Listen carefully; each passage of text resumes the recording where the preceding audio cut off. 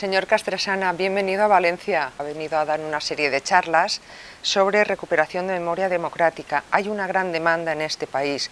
¿Nos podría decir, por favor, en qué momento histórico se encuentra España respecto a otros países que ya han hecho este camino anteriormente? A ver, yo diría que en este aspecto somos una anomalía, porque todo el mecanismo de lo que se conoce como la justicia transicional tiene que abordarse en el momento mismo de la transición, desde un régimen autoritario a uno democrático, o cuando se sale de una situación de conflicto armado o de grave confrontación social. En ese momento es que se tienen que abordar las causas y las consecuencias de ese régimen autoritario o de ese conflicto del que se está saliendo, y se arbitran las soluciones. De manera que en España todo el debate transicional sobre las víctimas de la dictadura, las reparaciones, los mecanismos de justicia, la reforma institucional, tendría que haberse abordado a final de los años 70. Estamos más de 40 años después y seguimos casi en una etapa incipiente. Casi todos los demás países han hecho el proceso mejor y más rápido que nosotros. Ha hablado usted de justicia transicional. ¿Qué significa exactamente hacer justicia transicional? Estamos hablando de los mecanismos de justicia que se arbitran en las transiciones, porque hay una constatación, y no es solo el caso de España, de que la justicia ordinaria no sirve para estos procedimientos. La justicia ordinaria no está pensada para perseguir actores estatales, sino más bien lo contrario.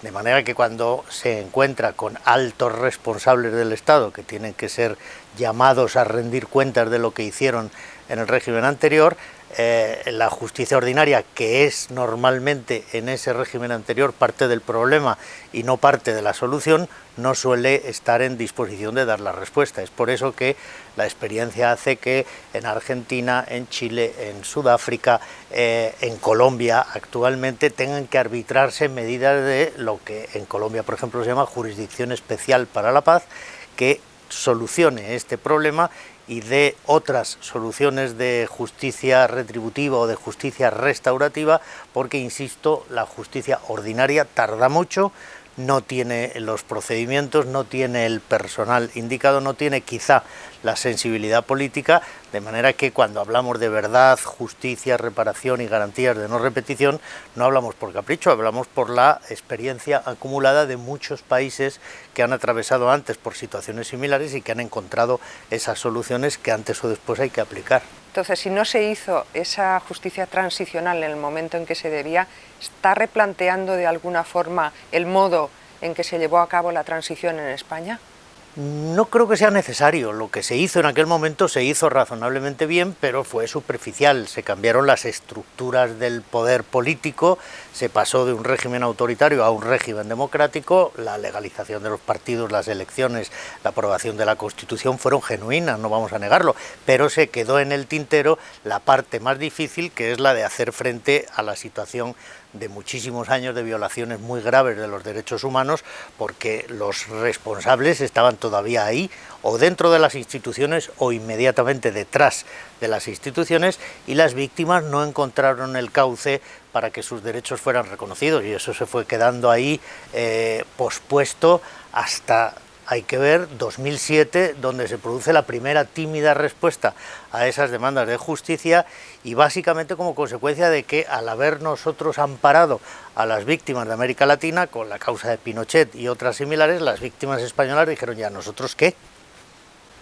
Y 40 años después, cuando ya no es posible la justicia punitiva, vía penal, digamos, ¿hay otros caminos? Cuando hablamos de justicia restaurativa o de comisión de la verdad, ¿de qué estamos hablando? Yo creo que hay que aplicar todo el paquete de medidas, que la justicia transicional, entendida como esos 4 pilares, a los que ahora se añade recientemente uno de la memorialización, es un conjunto de medidas que se alimentan recíprocamente, y no creo que debamos decir, no, es que son más importantes las reparaciones o es más importante la verdad. Cada una tiene su función, cada una mueve el conjunto hacia adelante y nosotros tendremos que adaptar ese modelo general a las circunstancias específicas de España, donde, por ejemplo, en materia de justicia penal efectivamente llegamos muy tarde, pero en materia de verdad pues podemos retomarlo en cualquier momento porque seguimos viviendo instalados en el negacionismo, de modo que casi todo está por hacer. En verdad llegamos a tiempo, en justicia llegamos un poco tarde. Y en una sociedad polarizada en la que vivimos políticamente y cada día parece que un poquito más, ¿es posible hablar de verdad de una reconciliación? ¿Es posible en España que ocurra una reconciliación en medio de este ambiente tan crispado? El negacionismo que estaba latente durante varias décadas porque de alguna manera no era necesario, no estaba en la agenda del día a día, se ha puesto ahora completamente de manifiesto, donde se pone en tela de juicio los hallazgos históricos que en principio deberían ser indiscutibles, que si en el 1936 no se produjo un golpe de Estado, sino la recuperación de no se sabe qué legalidad sin democracia, o pronunciamientos del orden de que todo en la República fue un caos y que todo en la dictadura fue pacífico y tranquilo, que se restauró el orden. Eso hay que reconsiderarlo, pero cuando yo hablo de una comisión de la verdad, que me parece indispensable, no estoy hablando de quitarle el trabajo a los historiadores. A mí no me interesa realmente por qué Alemania e Italia se alinearon con el general Franco y si la Unión Soviética le dio o no apoyo a la izquierda republicana. Eso puede quedar para los historiadores. A mí la parte de la historia que me interesa es aquella que, siendo del pasado y teniendo ahí sus raíces, sin embargo cautiva nuestro presente y condiciona nuestro futuro. Yo creo que necesitamos explicarle a nuestros hijos qué es lo que pasó para que ellos tengan un país reconciliado de verdad y no confrontado y dividido siempre en el famoso fantasma de las dos Españas. Es que estamos todavía ahí y lo estamos viendo todos los días en los debates en el Congreso. Hábleme, por favor, de esa sentencia del Constitucional del 15 de septiembre referente a Gerardo Iglesias. El auto del 15 de septiembre de 2021 del Tribunal Constitucional es una excepción, que sin embargo confirma una línea de actuación que viene desde que el tribunal se creó. Digo que es una excepción porque el Tribunal Constitucional no forma parte del Poder Judicial. El Poder Judicial lleva 40 años anclado en la prescripción de los delitos y en la aplicación a todo el mundo de manera generalizada de la ley de amnistía, y de ahí no se ha movido, pero del Tribunal Constitucional, que es un tribunal de garantías, era de esperar que hubieran sido capaces de ir un poco más allá.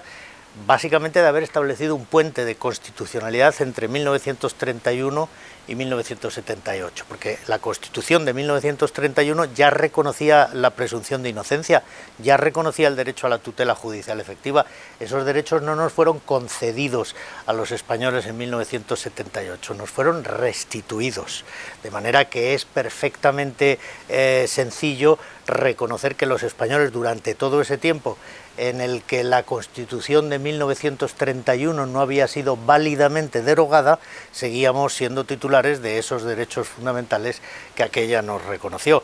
Y en ese contexto reconocer que las violaciones de derechos que se produjeron durante toda la dictadura eran resoluciones, actos nulos de pleno derecho, con las consecuencias prácticas que eso conllevaría. Y es decir, la ley de amnistía no puede contradecir la vigencia de nuestros derechos fundamentales, reconocidos en España, reconocidos también por la comunidad internacional, porque también somos ciudadanos del mundo, y sin embargo esos derechos nos vienen siendo denegados. Este auto del 15 de septiembre de 2021, que es el que niega el amparo a Gerardo Iglesias, que había sido torturado, destila la más rancia doctrina que niega, para empezar, el derecho internacional. Dice, bueno, por ahí dicen que los delitos son imprescriptibles, pero nosotros no lo vemos en nuestro derecho interno. Y por ahí dicen que esto no es amnistiable, pero aquí están amnistiados. Y por lo tanto no le vamos a otorgar amparo a este señor que dice que fue torturado en una política sistemática de malos tratos que se producían en los centros de detención, pero que no se acredita. Bueno, mire, ¿de dónde ha venido usted? Porque si usted ha vivido en España todos estos años, usted sabe qué es lo que había. De manera que esa denegación que aboca ahora a Gerardo Iglesias, como tantas otras víctimas, a hacer el peregrinaje hasta Estrasburgo, con dudosas expectativas, sigue suponiendo que estamos anclados en el mismo punto que es el cerrojo de impunidad que se estableció como uno de los tabús de la transición y que no ha cambiado. Hábleme del artículo 9 de la Ley de Amnistía de 1977, por favor. El artículo 9 de la Ley de Amnistía disponía, y estos que tanto la defienden no parece que se la hayan leído, que la amnistía había que concederla caso por caso, que la tienen que conceder los tribunales de justicia y que la tienen que evaluar después de conocer los pormenores del caso para determinar si el supuesto se incardina o no dentro de las previsiones de aquellas conductas que eran susceptibles de amnistía. De manera que la amnistía a todas esas personas que nosotros conocemos como altos representantes que todavía están vivos del régimen anterior, no les ha sido concedida. Porque para concedérsela es necesario que primero se investigue penalmente ante un juzgado de instrucción esa conducta, se determine primero si se produjo, segundo si esta persona es responsable y tercero si esta persona lo hizo por los motivos que son susceptibles de concederle el beneficio de la amnistía. Y en ese momento el juez tendrá que dictar una resolución motivada en la que tendrán que participar las víctimas y se producirá el debate que se produce en cualquier caso de si esta persona merece o no ser beneficiada por la amnistía. En caso afirmativo se le concede por el juez la aplicación de la amnistía, en caso negativo se le manda a juicio y en todo caso el que no esté conforme tendrá que recurrir o podrá recurrir.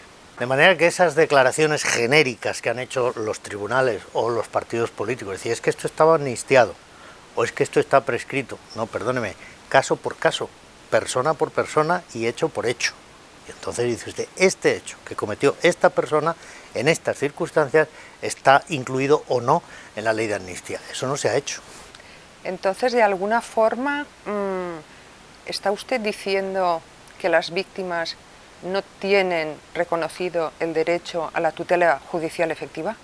Claro, claro que lo tienen, pero lo tienen desde 1931, desde que antes de que se cometieran esas violaciones. Y nadie se lo ha reconocido. Y lamentablemente las puertas de los tribunales españoles siguen cerradas, por eso se van a Argentina. Y para las entidades memorialistas que nos estén escuchando, me gustaría un poquito que hiciera una valoración del papel que están haciendo todas estas entidades a lo largo de tantos años y de tantas generaciones actualmente. ¿Son una china en el zapato del político o son algo más? No, yo creo que son más, es decir, son las que han traído hasta aquí nuestra memoria, que no es pequeña cosa.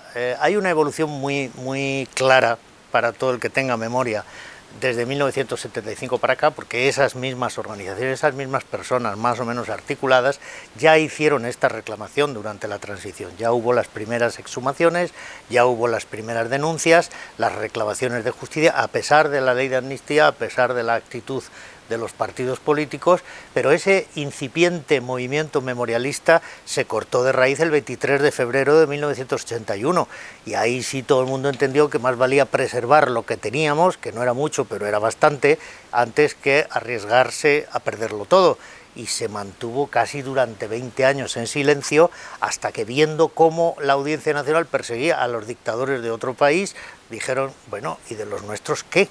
Y entonces, en ese momento, alrededor del año 2000, es que una generación distinta de españoles, que es básicamente ya la de los nietos de las víctimas, toma el relevo y empieza a articular otra vez una reivindicación que hoy ha puesto en la agenda política de los partidos la memoria histórica, que de otra manera no estaría.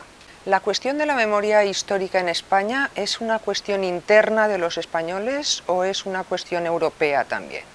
Quien tendría más responsabilidad y más relevancia en este ámbito, que es el Tribunal Europeo de Derechos Humanos, ha rechazado todas las demandas que han llegado de víctimas españolas. En efecto, no creo que sea solo el caso de España. La guerra civil fue una guerra civil, pero también fue una guerra mundial, fue la confrontación de los dos grandes totalitarismos del momento, pero igual fue en Italia, en Francia y hasta en Alemania. En Italia los partisanos contra los fascistas eran la parte de guerra civil, pero Italia era un escenario también de la guerra mundial. La guerra de España, o la guerra en España, fue la antesala de la Segunda Guerra Mundial. Lo que pasa es que aquí empezó en el 36 y acabó en abril del 39, y en el resto del mundo empezó en septiembre del 39 y siguió hasta el año 45. El conflicto es exactamente el mismo. Las mismas fuerzas nacionales e internacionales, con las particularidades de cada lugar, estaban presentes en todos los conflictos, en todos los países. No se ha dado una solución porque también Francia, Italia, Alemania tienen sus esqueletos en los armarios. Yo diría que algunos de los países que han sido más denostados, como por ejemplo Alemania, sin embargo es de los que mejor trabajo han hecho de recuperar la memoria histórica, de memorializar los lugares emblemáticos del Tercer Reich y de dar reparaciones a las víctimas. Alemania sigue buscando judíos por todo el mundo para devolverles la nacionalidad alemana. Nosotros vamos infinitamente más atrás, pero es que ya no hablamos de los países europeos, es que Colombia, Argentina, Chile, Sudáfrica, Liberia lo han hecho más y mejor que nosotros. Yo estoy trabajando ahora en un proceso transicional en Filipinas, en otro proceso transicional con los colombianos, y todos avanzan más deprisa y mejor que nosotros. Estamos a la cola en esa asignatura, somos los peores estudiantes. Pero ese es el gran desafío, efectivamente, juzgar a los vencidos es siempre mucho más fácil que juzgar a quien no ha sido derrotado. Por eso tiene la virtualidad que tiene el proceso de Pinochet, porque Pinochet fue un dictador de éxito, si queremos denominarlo así, y a pesar de eso se fue capaz de sentarlo en el banquillo. Eso no ha ocurrido en España, pero es que en España, de toda Europa occidental, estamos hablando del único país en el que el régimen autoritario no fue vencido, porque hasta en Portugal, que era la última otra dictadura, hubo un golpe democrático que le devolvió la soberanía a los portugueses. En España no. Y en España fue una transición concedida desde el poder que había usurpado la autoridad del Estado durante 40 años. Eso condiciona absolutamente no solo esa transición, sino nuestro presente. Y ya que ha nombrado a Pinochet, no quiero olvidarme de un eminente valenciano del que nos sentimos muy orgullosos y muy orgullosas todas, que es Joan Garcés. Él tuvo también un papel esencial. Bueno, explíquenos un poquito cómo fue aquello, por favor. Pues un papel muy relevante, porque Garcés, que era un joven científico, político, etcétera, que era asesor personal de Salvador Allende, estaba en el Palacio de la Moneda en 1973. Para él esta es la causa de su vida. Naturalmente, cuando la Unión Progresista de Fiscales en 1996 interpuso la denuncia que abrió el caso Pinochet, él se sumó entusiásticamente y ha sido el motor de todo el procedimiento durante todos estos años. Así como en la parte argentina estaba Carlos Lepoy, en la parte chilena el proceso no podría entenderse sin la presencia de Joan Garcés. Es un buen amigo, tiene ya unos años y sigue con una energía y una voluntad envidiables. Señor Castresana, muchísimas gracias por su tiempo. Ha sido un placer. Gracias a vosotros.